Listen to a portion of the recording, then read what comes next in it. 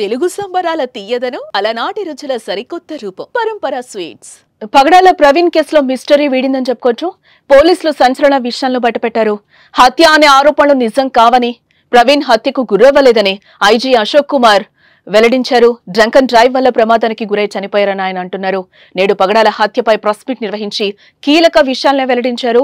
హైదరాబాద్ నుంచి ప్రవీణ్ బయలుదేరాక చనిపోయే వరకు ఎవరిని కలవలేదని అంటున్నారు. దీంతో ఉత్కంఠకు తెరపడినట్లయింది. దీనిపై మరింత సమాచారం మా ప్రతినిధి విక్రమ్ లైవ్ ద్వారా అందిస్తారు. విక్రమ్, ఎట్టకేలకైతే ప్రవీణ్ మిస్టరీ వీడిందని అనుకోవచ్చని అంటారా? ఐజీ ప్రెస్ మీట్ పెట్టి కూడా కొన్ని కీలక విషయాలను అయితే వెల్లడించారు. దీనికి సంబంధించిన పూర్తి డీటెయిల్స్.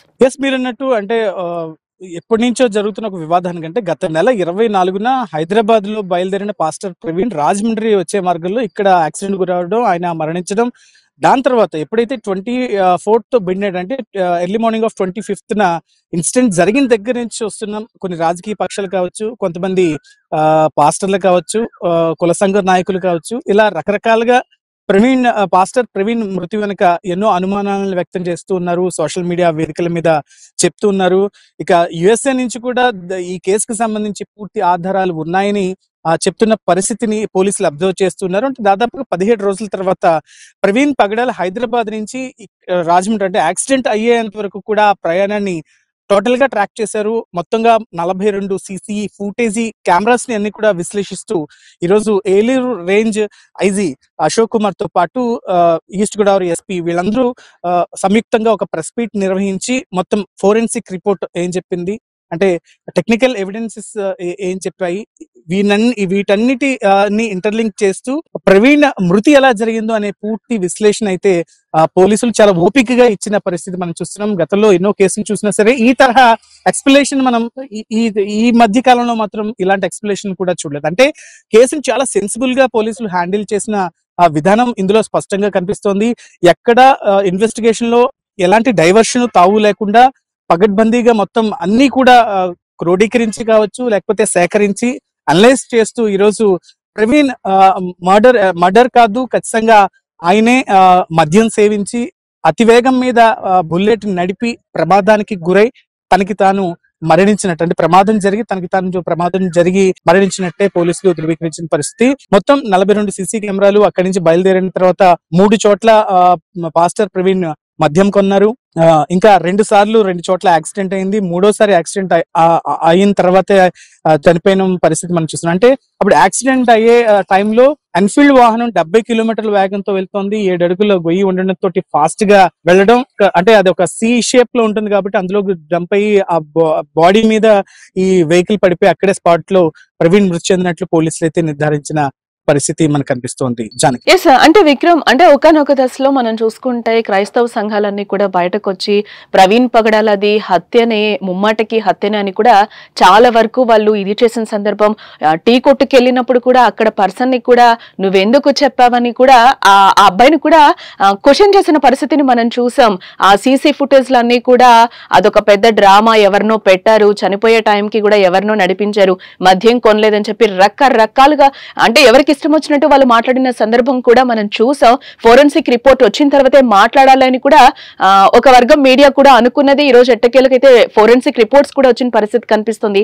వీటన్నిటికీ ఇంకా తెర దించినట్లు అనుకోవచ్చు అంటారా? ఈ రోజు క్రైస్తవ సంఘాలన్నీ కూడా ఏం చెప్తాయి అంటారు? ఖచ్చితంగా వీటన్నిటికీ కూడా పోలీసులు ప్రెస్ మీట్ చూస్తే తెరపడినట్టే మనం భావించవచ్చు. ఎందుకంటే పూర్తి స్థాయిలో పోలీసులు విశ్లేషణ చేసిన పరిస్థితి ఈ కేసులో మనకి కనిపిస్తోంది. అయితే కొంతమంది కావాలనే దీన్ని డైవర్ట్ చేసి లేకపోతే స్వలాభం కోసం వాడుకున్నట్లు తప్పుడు ప్రచారం చేస్తూ సోషల్ మీడియా వేదికల మీద వీళ్ళు ప్రజెంట్ చేసిన అన్ని కూడాను మనకి ఇలాగే కనిపిస్తున్నాయి. కాబట్టి దీనికి సంబంధించి పోలీసులు ఫస్ట్ అంటే 25th వాళ్ళు ఒక ప్రెస్ నోట్ రిలీజ్ చేశారు. ఎవరు కూడా అవాస్తవాలు స్ప్రెడ్ చేయొద్దు, అంటే తద్వారా అల్లర్లు సృష్టించే ప్రయత్నం చేస్తే ఖచ్చితంగా వారి మీద క్రిమినల్ చర్యలు తీసుకుంటామని పోలీసులు, అంటే ఆ రోజు ఎస్పీ కూడా ఒక ప్రెస్ మీట్ రిలీజ్ చేసాం. అది ఎక్స్క్లూజివ్ గా మనం సుమన్ టీవీలో కూడా చూపించిన పరిస్థితి. అయితే ఇక్కడ చూడొచ్చు మనం ఈ కేసుకు సంబంధించి మొత్తం 11 రకాలుగా 11 మందిని ఫైండ్ అవుట్ చేశారు. అందులో ఒకరిని అదుపులోకి తీసుకున్నారు. మిగతా వాళ్ళు అంటే అబ్రాడ్ లో కూడా, అంటే యుఎస్ నుంచి కూడా కొంతమంది మాట్లాడుతున్నారు. ఇది ఖచ్చితంగా ఒక కుట్రపూరితంగా ఒక మర్డర్ జరిగింది.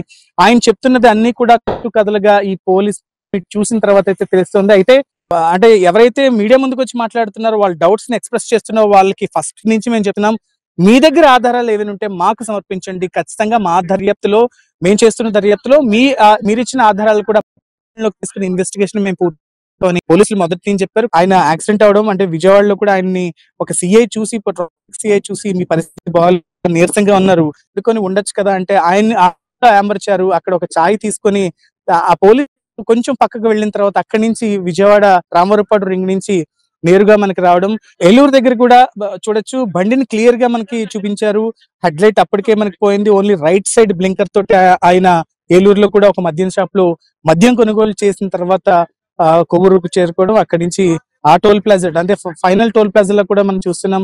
అంటే ఆయన ప్రాపర్ గా వెహికల్ ని హ్యాండిల్ చేయలేకపోతున్నారు. హెడ్ లైన్ పూర్తిగా డ్యామేజ్ అయిపోయింది. ఓన్లీ రైట్ కలర్ అంటే రైట్ సైడ్ ఉన్న బ్లింకర్ ని వేసుకుని ఆయన అక్కడి నుంచి వెళ్ళడం అదే లాస్ట్. అంటే యాక్సిడెంట్ అయ్యే 10 నిమిషాల ముందు మనకి ఫుటేజ్, దాని తర్వాత కరెక్ట్ గా 11:41-42 ప్రాంతంలో ఈ యాక్సిడెంట్ జరిగినట్లయితే పోలీసులు నిర్ధారించారు.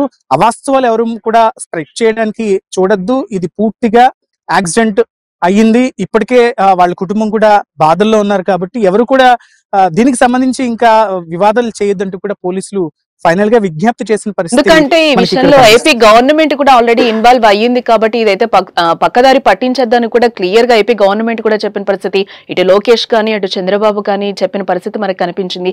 ఎస్, మొత్తంగా అయితే ఈ ఫోరెన్సిక్ రిపోర్ట్ కి సంబంధించి ఏమైనా కుటుంబ సభ్యులు స్పందించే అవకాశం ఉందని అనుకోవచ్చు అంటారా? ఇక అంటే పోలీసుల వెర్షన్ చూసిన తర్వాత ఫైనల్ గా వాళ్ళు ప్రతి మినిట్ టు మినిట్ అంటే ప్రతి ఫుటేజ్ వివరిస్తూ అసలు ఏం జరిగింది ఏంటో ఎక్స్ప్లెయిన్ చేశారు కాబట్టి ఈ పాటికే వాళ్ళ ఫ్యామిలీ మెంబర్స్ తోటి పోలీసులు కూడా మాట్లాడారు.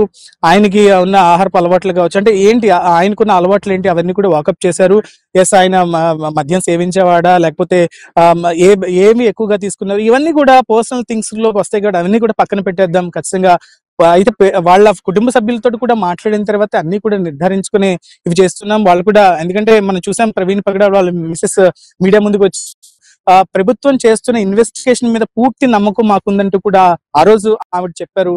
నాకు తెలిసి ఇంకా ఫర్దర్ గా ఆ ఫ్యామిలీ నుంచి ఏది మీడియా ముందుకు ఏది రాదు అని పోలీసులు చెప్తున్న దాన్ని బట్టి మనకు అర్థమైన పరిస్థితి కనిపిస్తుంది. Right Vikram, thanks for the update.